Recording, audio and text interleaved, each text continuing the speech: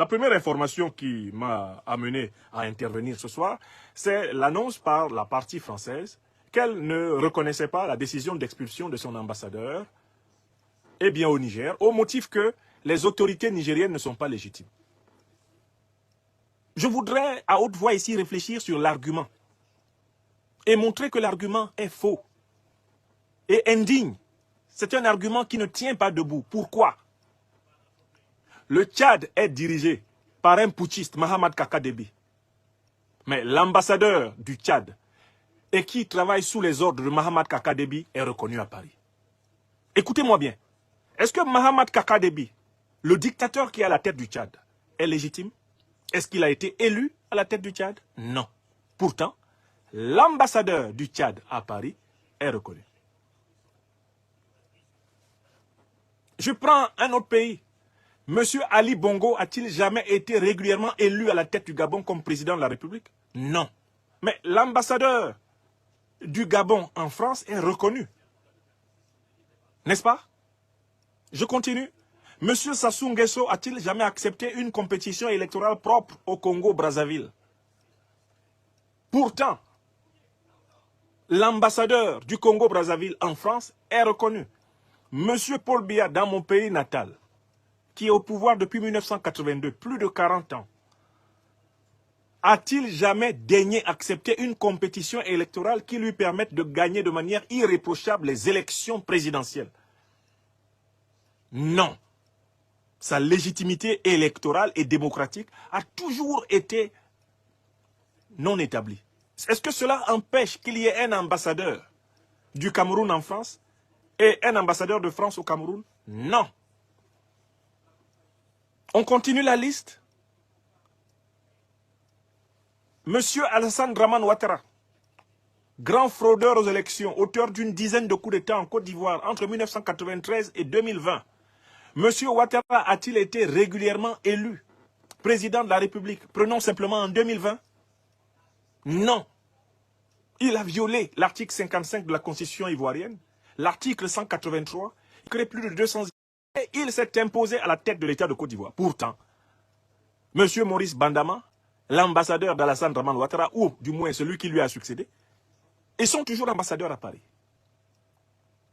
La France a quand même reconnu l'ambassadeur du despote non élu, antidémocratique Alassane Ouattara. M. Faure Gnassingbé, qui est le président du Togo, aujourd'hui, a-t-il été régulièrement élu dans une élection? A-t-il jamais accepté les résultats des urnes face à l'opposition? N'a-t-il pas pris le pouvoir en 2005 par coup d'État? Au vu et au su de tout le monde, comme son père l'avait pris par coup d'État en 1967, au vu et au su de tout le monde? La France n'a-t-elle pas reconnu les ambassadeurs des dirigeants illégitimes et jamais élus du Togo? Elle les a reconnus.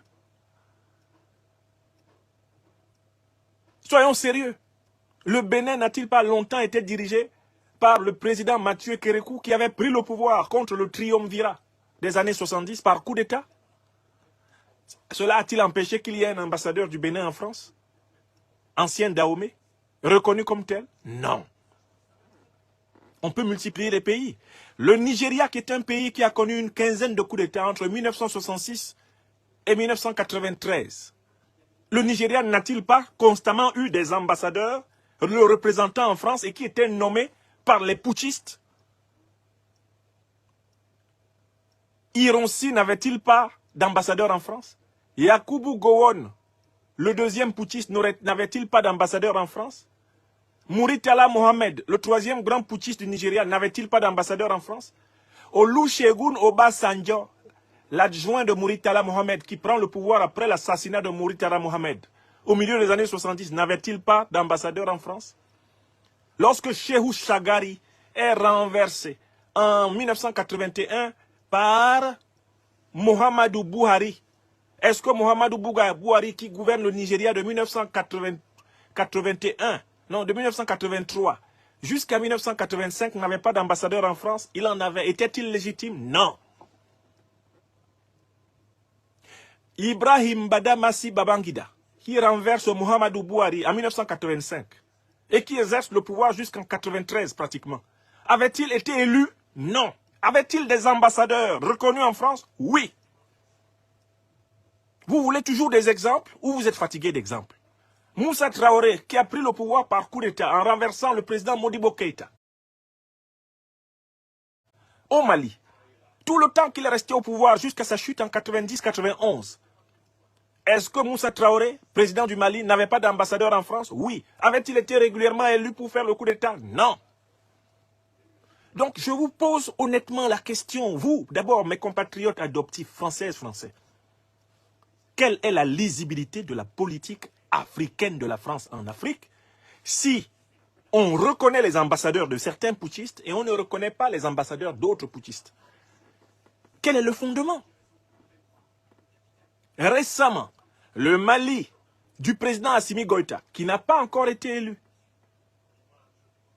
a demandé le départ de l'ambassadeur de France. Pourquoi l'ambassadeur de France est-il parti? Si il fallait que ce soit des autorités élues qui décident ou non de faire partir un ambassadeur étranger au Mali.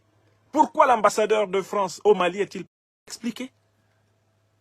Le Burkina Faso, c'est beaucoup moins, il y a très peu de temps. C'était le 30 septembre qu'il est arrivé au pouvoir, le capitaine Ibrahim Traoré. Il a fait partir l'ambassadeur, je crois comment il s'appelle encore, j'ai oublié.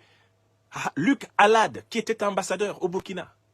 Les autorités burkinabées nouvelles ont demandé son départ. Est-ce que les autorités françaises ont exécuté la décision des autorités burkinabées parce que Ibrahim Traoré était élu?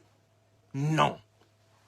Mais je viens de vous donner des tas d'exemples de pays africains dirigés par des gens qui ne sont pas élus. Même les monarchies, le roi du Maroc n'est pas élu. Mais son ambassadeur est respecté comme tel. Le roi du Maroc n'est pas élu. Bon, mais je voudrais inverser un peu le raisonnement. Est-ce qu'il est arrivé aux Africains de reconnaître comme étant des dirigeants, des personnes que le peuple français n'avait pas élues? Est-ce qu'il est arrivé aux Africains de consentir des sacrifices pour agir aux côtés de Français que le peuple français n'avait pas élus? Réponse oui. La 5e République française dans laquelle nous vivons actuellement a été fondée par le général de Gaulle. Le général de Gaulle était rebelle, résistant, opposant au régime du général Pétain dont il avait été ministre. Le général de Gaulle a été condamné à sa rébellion, s'est enfui en Angleterre, a lancé l'appel du 18 juin 1940 et il n'avait qu'un commando d'à peine 200 personnes. Un commando de militaires français, de citoyens français prêts à se battre. Où le général de Gaulle a-t-il constitué l'armée de libération de la France? Il l'a constituée dans les colonies françaises d'Afrique. C'est dans ces conditions qu'on a dit qu'en 1944, Brazzaville était la capitale de la France libre. Donc, soyons sérieux. Le général de Gaulle avait quelle légitimité démocratique pour pouvoir mobiliser des millions d'Africains, lesquels sont venus en France pour vaincre et aider la République française à se redresser? Quelle était la légitimité de Gaulle?